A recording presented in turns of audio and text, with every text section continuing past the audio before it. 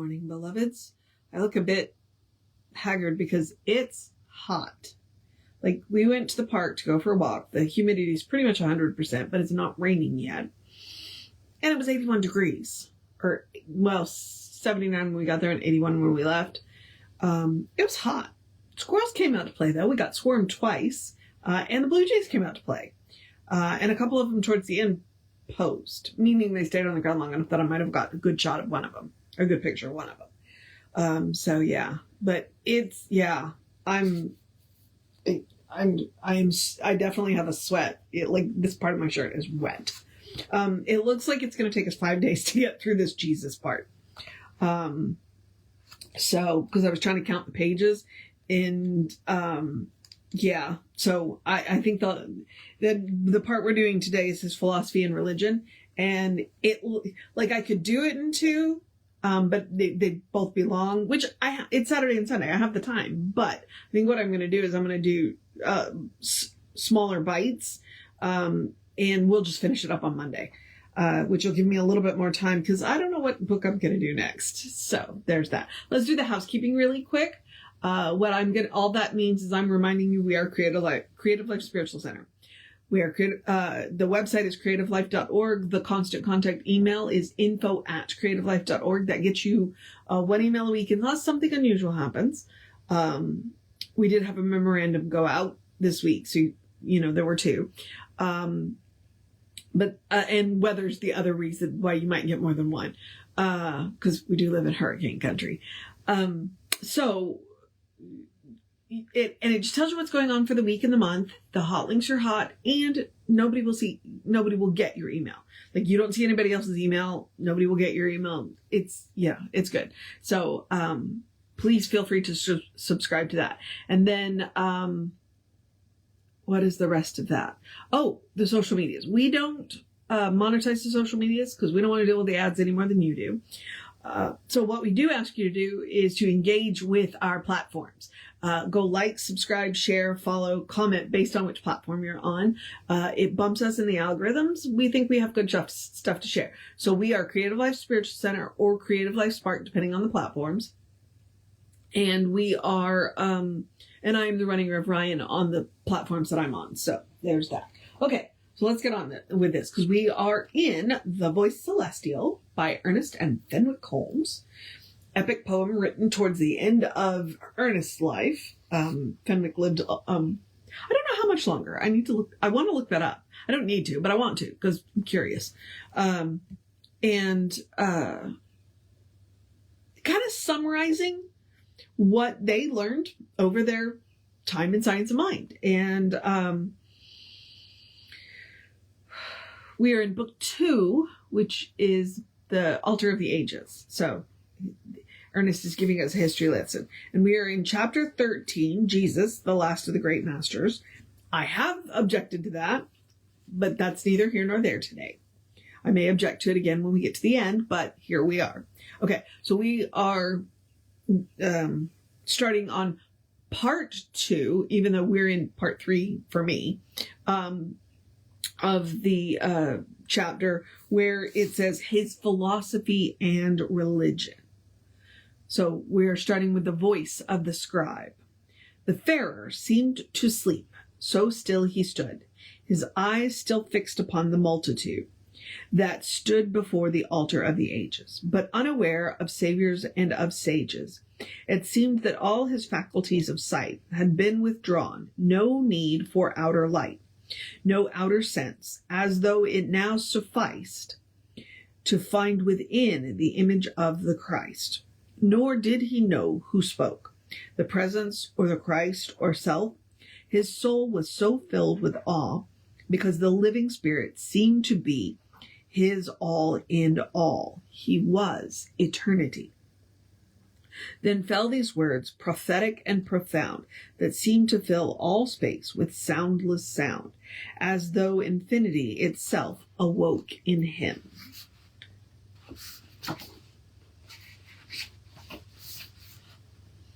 Amidst the chanting of the cherubims, know that the flesh and blood and sinew are as waters of a river, flowing from a hidden source, are as forms made up from spirit, are as shadows cast forth from id, from a source no man has seen.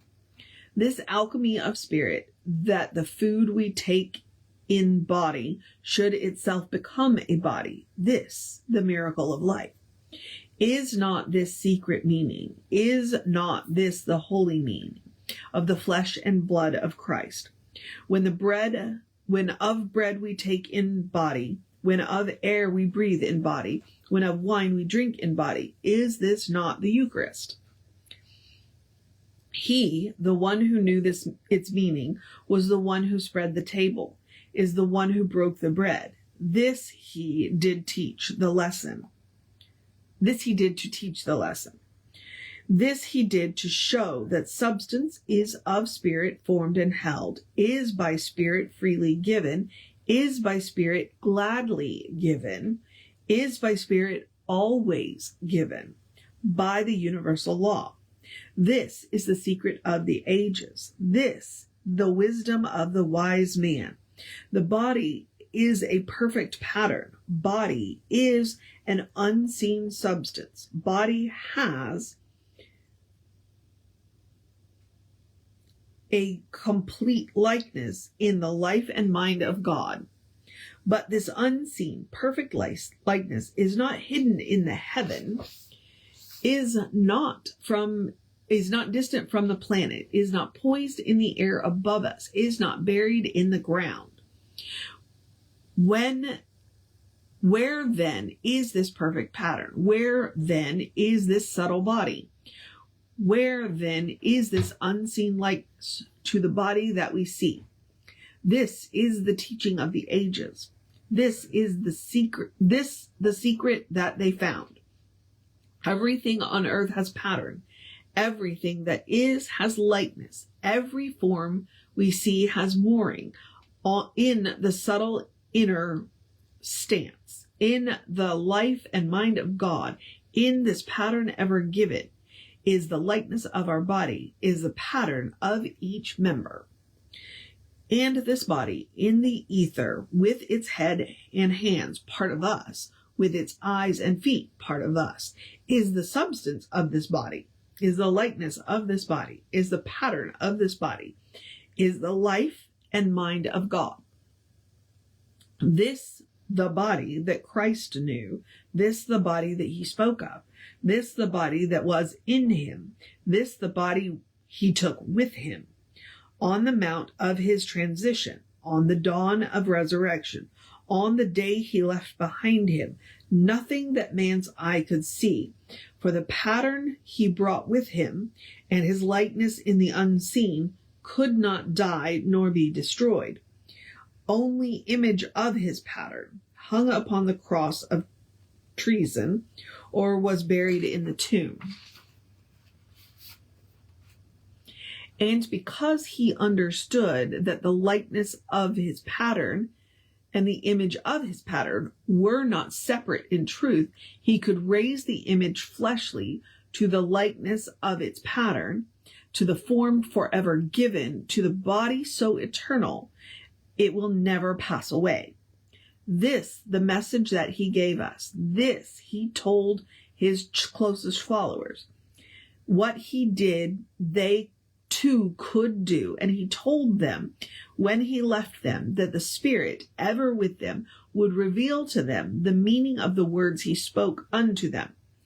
When the likeness of his pattern sojourned here on earth among them, till the day of his ascension, till the dawn of his transition, till the time of his departure to the unseen realm above. So the Spirit that was with them and the life that never left them caused them to awake and listen to the message of creation, caused them always to remember that they too had unseen pattern, that they too had inner likenesses, that all mankind too has likeness in the mind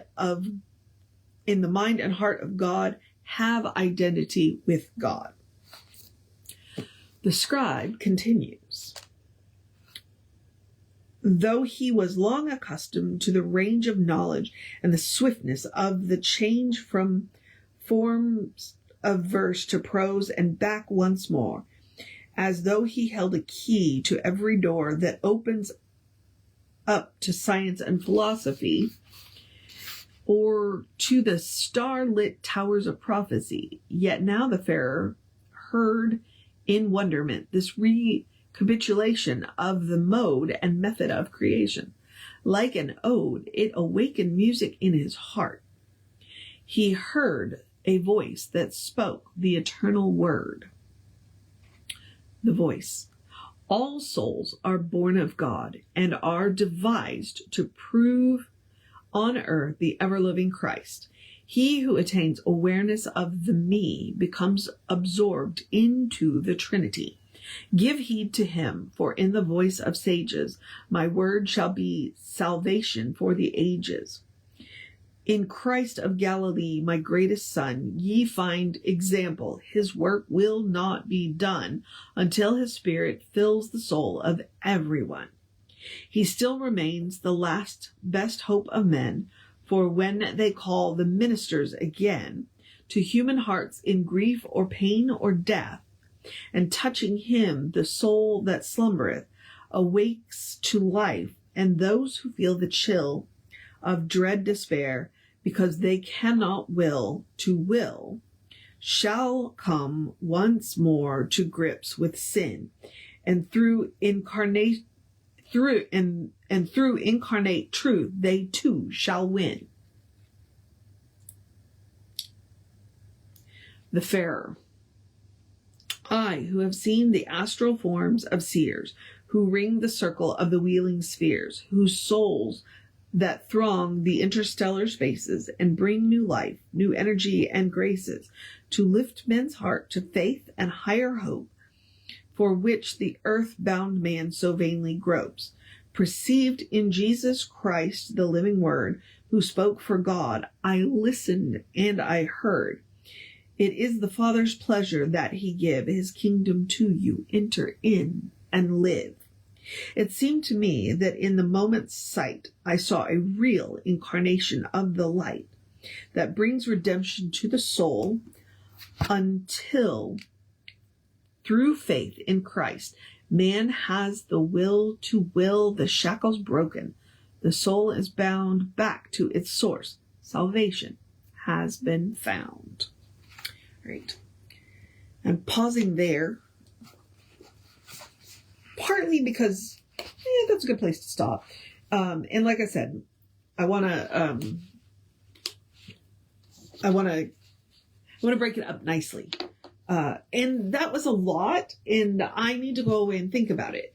And mostly because this is one of the, and fortunately for me, this is one of those times there will be no internet, links, because I'm going to go think about that. And I hope you do too. Because it was pretty clear, in patterns. Ernest is big in patterns. There is a divine pattern for absolutely everything that exists in the material world. Everything that ever has existed, does exist, will exist. There is a pattern in the unseen, in God, spirit, whatever word you want to use. There's a pattern.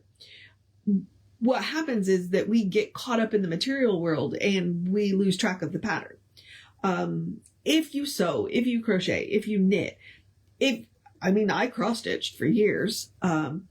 There's a pattern. And if you stop looking at the pattern, you get off track, So that is the purpose of spiritual practice, is to go back and take a look at the pattern and go, oh, so you can course correct. And that which is what it seemed like he was saying. It's like, look, there is a pattern. And the pattern and the substance to create the pattern are freely given. It's up to us to accept it. And it is up to us to, keep going back and looking at the pattern. So that is what I heard. in that part. We got 2 more parts to go, so hang on. It's going to be a wild ride. All right, beloveds. Now I'm going to encourage you to have a great day, a wondrous day, a fantastic day, a magical day, an enchanted day, a wonderful day, an awesome day, an amazing day. A take care of yourself day. A take a break day. A dance in the weather day. A stay out of the lightning day. A drink plenty of water day. A enjoy the cooler weather coming. A do something fun for yourself day. A read an interesting book day. A listen to some good music day. A cuddle your fur babies day. A tell somebody, including yourself, that you love them day. A good day, and if that is too much pressure, simply have a day. You are enough, just as you are. You are a beloved expression of the divine. You are a brilliant light, a divine spark, spirit in motion, God in action, a beautiful masterpiece, and a work in progress at the same time, at your own pace. And as Reverend Jesse likes to call us, you are a godling. Explore the truth of your being. Get to know who the divine knows you to be, because the divine knows you to be good. And from there, all things are possible. All right, beloveds. I'm going to move into the process of my day, which is nothing. Because Saturday is my, it's called a sacred day, a sacred Saturday, because I'm going to do nothing. So take care of yourself. Hang on. I'm going to remind you, did I say the part about get to know who the divine knows you to be, because the divine knows you to be good? If I didn't, there we are. Because when we know that, anything is possible. All right.